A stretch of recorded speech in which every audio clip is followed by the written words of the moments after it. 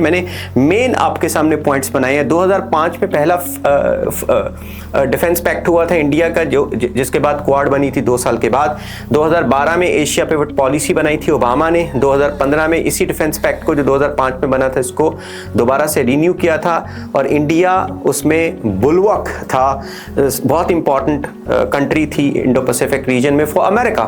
2025 में अभी रिसेंटली इसी मंथ में, यानी ये मंथ चल रहा है, ये बल्कि पिछले मंथ से ही स्टार्ट हो गया था, अक्टूबर से ही, 2025 में जी ट्रंप मीटिंग हुई है और इंडो पैसिफिक डोमिनेंस से बैलेंस की तरफ जो अमेरिका है वो आ चुका है। ये क्लाइंब डाउन है अमेरिका की तरफ से कि अब वो मान चुका है कि मेरी डोमिनेंस, मैं डोमिनेंस को नहीं ख्वाहिश करूंगा इंडो पैसिफिक में, बल्कि बैलेंस रखूंगा, क्योंकि इंडो पैसिफिक इतना बड़ा है चाइना के बकौल कि 2 पावर्स को अकोमोडेट कर सकता है उसमें।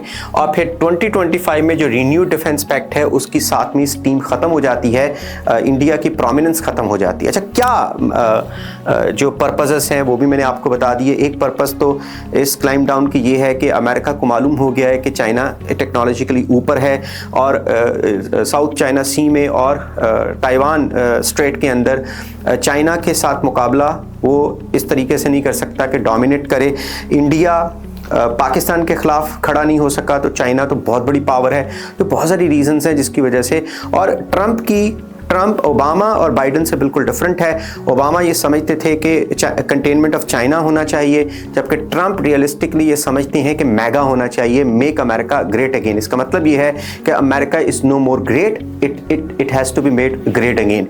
तो सिंपली ट्रंप ने रियलाइज़ कर लिया है, ट्रंप के अंडर अमेरिका ने रियलाइज़ किया है कि America is no more great और हमें ट्रेड के ऊपर ज़्यादा फोकस करना चाहिए और अपनी इंडस्ट्री को दोबारा से बनाना चाहिए। Thank you very much.